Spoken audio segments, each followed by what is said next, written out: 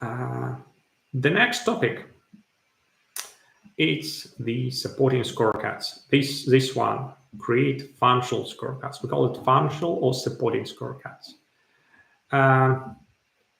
From the, let's switch here. So we have it grouped here in this folder. From the viewpoint of how the software automates them, there is not much difference. Yeah. If I open, for example, let's open PESTEL analysis, it will be quite similar. It will be quite similar. We have here the perspectives that we use to do analysis of external factors. They are visualized on the map. And inside, we also have some metrics, some initiatives, the classical things. Yeah? The difference is that these functional scorecards, they are not contributing to the strategy directly, but still we need them. It's like the question we typically hear, like, should talent management be a part of your strategy? Well, it depends on the company. Obviously, without having good talents in your company, you won't execute your strategy. Yeah, so it's a part of your strategy. The question is where you put it. Yeah, you can put it as one of the pillars of your strategy. Like if you're doing AI technology now, probably you should have a dedicated strategy scorecard for attracting data scientists. Normally, in like normal companies, you would have it here in the supporting scorecards. Yeah? But you still can link the certain metrics, certain goals from that scorecard to the metrics and goals in your main strategy. And I think we have on this diagram, that's a dedicated segment, aligning scorecards. So let me show how the powerful this idea might be. This is a PESTEL analysis, yeah? And analysis of external factors. One of the factors that was detected is actually climate change, obviously. And if I opened here, I see what we mean by this. Yeah, obviously, it's analysis of external factors in the context of this organization. So if you will do this, you actually will start with a template, but you will have different projection of these findings of these factors on your company. So in the case of this Eco Group company, what was the projection? The projection was actually that there is a risk of heat wave, yeah, and what to do in this case. And what they did, they actually aligned this risk with two goals in other scorecards. So let's open build motivated team. Yeah, I think in master plan we have it. Build motivated team. Yeah, so what's the logic here? In our master scorecard, we have this goal, build motivated team. Okay, it's quite vague goal for demonstration purposes, but anyway. And here we have the risk of climate change, the risk of extreme weather event as projected on this organization. So how the heat wave will affect our strategy, how the risk of heat wave will affect our strategy. Well, obviously, we want to have this motivated team. So we need, in some way, we need to find a way to, to give team good conditions to work, yeah, to do things like this. And this risk is also aligned with another goal, which is create accessible green areas.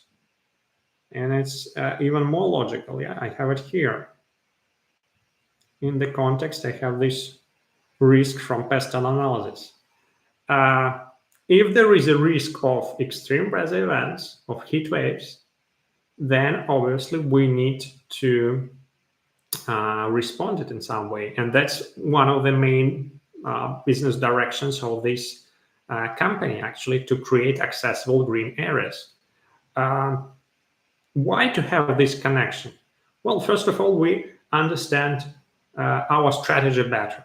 Yeah, we don't just create accessible green areas just because we want to, because it's like nice thing to have. We actually is trying to mitigate certain risks. And if I go to PESTEL analysis, I will see what the current risk is, what the current impact is. Actually, what we want to do, we want to minimize this. So now it's 50, but I want in October it to be 40. I want this triangle on the risk diagram. I wanted to move. I wanted to move from yellow zone to green zone. And this understanding, this kind of understanding, it helps to better understand your strategy, of course, and it helps to explain your strategy to the stakeholders. Yeah? Not just talking about the goal of creating accessible green areas, but you're aligning it, you're connecting it to the PESTEL analysis. And actually, we did similar alignment with the stakeholders. We have it here. So, for example, these local governments, let's see where they are aligned to. So they have it here. This one is aligned by data. Yeah, so I did what I was showed before. I just copy and paste this indicator, but when copying, I selected the option to link by data. So now they are aligned by data. What else here?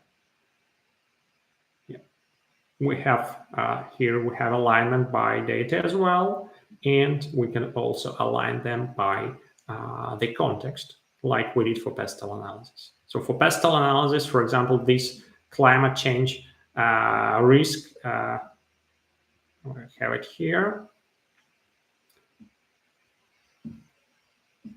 It's not contributing by data. I don't see here any data coming from the PESTEL analysis, but it's contributing as a context. So it gives us a better understanding of what's going on. If needed, in theory, I can just connect them and do something strange, like, for example, yeah, let me repeat it to use this one. So copy and paste just an example and link by data. And here impact, it's not clear for me, so I will impact of heat wave. So the idea here is that now we're connected by data. So we do analysis of external factors independently from our strategy, and we reuse certain estimation of risk here on this scorecard. Yeah. So these are two main mechanics for connecting your strategy scorecards. Connecting by data, like we do by copy and pasting and selecting link by data, like we did here. This one is coming from Urban Green. They connected by data. This is coming from the same connected by data, and also connecting by the context, like we did for PESTEL. So relates to it, is not connected by data. And finally, on the level of scorecards, like we did here, when we edit something inside, we connected them by the perspectives. The main idea in that the strategy is not isolated. It's always in this connection, or by data or by the context. Okay. Let's review other supporting scorecards that we have. I'm going to do it quite briefly. Yeah, if you want to create certain supporting scorecards, you have templates here, and that basically cover many directions like cybersecurity, marketing, sales, a lot of templates. So what we have here is a supporting scorecard. This one is interesting. It's continuous performance evaluation. In this case, we had certain parameters, certain criteria that we use to evaluate specific installations, like there's Madrid, Barcelona, Doha. And we do it month by month. So I have here data for August, September, October. Actually, I can switch this view to make it more dynamic. So I see now how it was changing. I can also see here the data. The interesting thing that I can do, I can visualize them on this series chart, this one. So I can see how these locations are comparing to each other.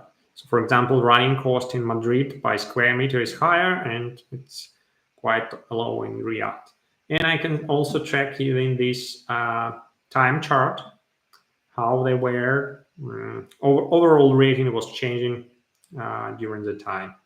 Yeah, we discussed this in the, there is an article dedicated to evaluation scorecards, and we talk about this in detail there.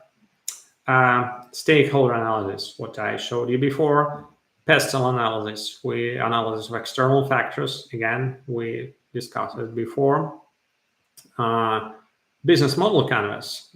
Actually, that's an example of how we can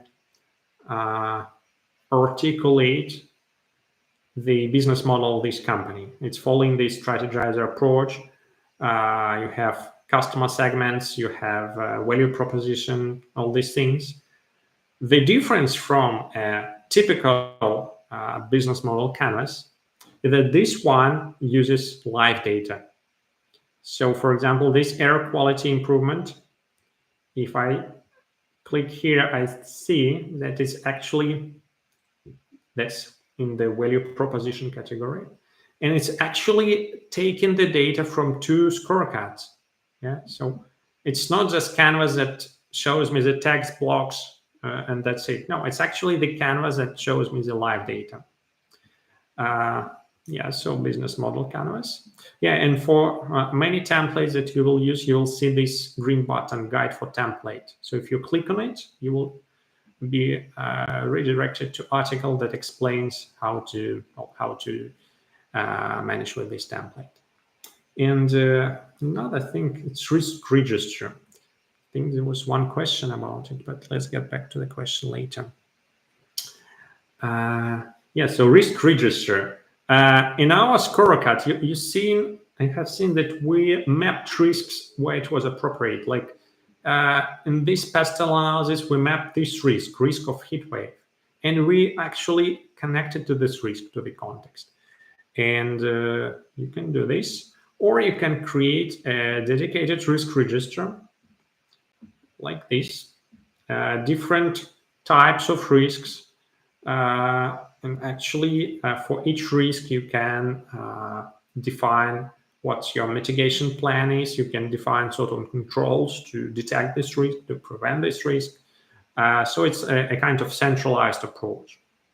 Again, if you find certain risk here, like for example, power outages risk, and we have it in our strategy, for example, this one, urban greening, we have something that might be related to this risk, like, for example, effective green space system. Yeah, so basically, if we're talking about some IT system, one of the risks is that will be these power outages. So what we can do, again, I can copy this and I can paste it here. And the tool, the platform, suggests me to either link by data or by context. Yeah.